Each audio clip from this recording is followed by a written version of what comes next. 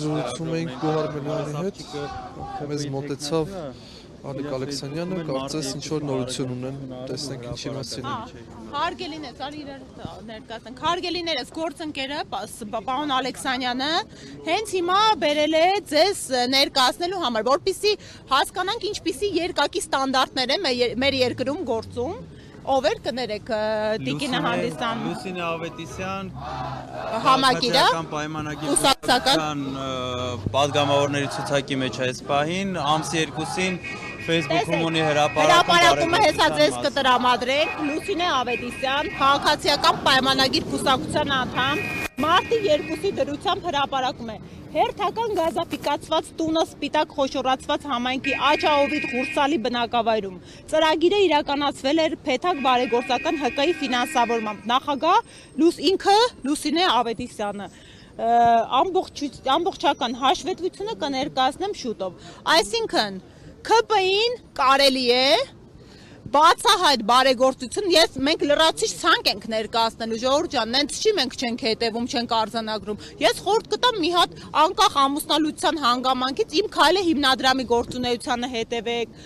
պետական մարմինների գործունեությանը հետևեք ինչքան էլ որ պաշտոնական քարոզչությունը մայիսի 8-ին է սկսվում 24-րդ համարն է Լուսինե Ավետիսյանը ցուցակի 24-րդ համարն է Սուրեն Պապիկյանի հայրենի բնակավայրում եւս նման ինչ-որ բան եղել էր երկու օգնություններ էին բաժանել հիմա սա գործընկերս ներկայացրեց հերթական երկակի ստանդարտների բացահայտ դրսևորումն է հարգելի հակակոռուպցիոն կոմիտեի գործընկերներ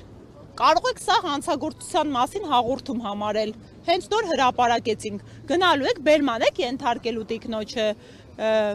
Ես, եթե անչափահաս երեխաների մայր է, մենք մեծահոգի ենք, հա, կարող եք ուղակի հրավիրել, բայց այս երկրում, այս իրավիճակը, երբ մարդկանց թիրախավորում եք, երբ մեր երկրի իրավական բնույթն եք խեղաթյուրում, պետք է ժողովուրդ սա մեր պայքարը, այս ամեն ինչի դեմ է մեր պայքարը, հարգելի հայրենակիցներ, դուք կարող եք քաղաքացիական պայմանագրի համակիր լինեք, դուք կարող եք տարբեր այլակարծիք լինեք, այլ քաղաքական հայացքներ ունենաք Բայց դուք բոլորը պետքա թույլ չտաք, որ մեր հետ սենց վարեն, որովհետև այսօր ուժեղ Հայաստանի տեխնացուի նկատմամբ ամիջամտությունը վաղը ձեր նկատմամբ է լինելու, երբ որ խեղաթյուրվում է, այլախոհվում է իրավունքը։ Սա բոլորի վրա է տարածվում, ոչ մեկ անմասն չի մնալու։ Օրինակ Պատանի Դավիթի դեպքին էլի անդրադառնամ։ Այս ընտանիքը ապա քաղաքական ընտանիք էր, որ ասում է քաղաքականությամբ չենք զբաղվում։ Տեսեք ոնց քաղաքականությունը եկավ մտավ այս ընտանիք ու այս մարդկանց բնականon առօրյան ամբողջովին այլախոհեց։ Որևէ մեկ անհատ Հայաստանի Հանրապետություն որևէ քաղաքացի երաշխավորված չէ,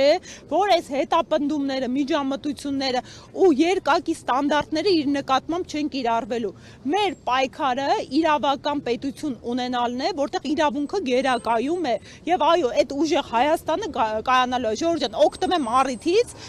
Քանի որ ամեն ինչը ծայրաստիճան քաղաքականացված է, կոչում եմ ժողովուրդ ջան, անկախ մեր համակիրն եք թե չէ, գնացեք հունիսի 7-ին տեղամասեր եւ ասեք ոչ այս քաղաքական ուժին, քաղաքացիական պայմանագրի, ասեք ոչ այս նենգափոխված Հայաստանին, ասեք ոչ այս երկակի ստանդարտներին, ասեք ոչ մեր այս անվտանգային համակարգը չեղարկած իշխանությանը, ասեք ոչ մեր արժեքները սակարկող իշխանությանը։ Մենք ի վերջո պետք է թիկունքներս ուղենք ու նորմալ երկրում արժանապատիվ կարողանանք ապրել։ Շնորհակալ եմ։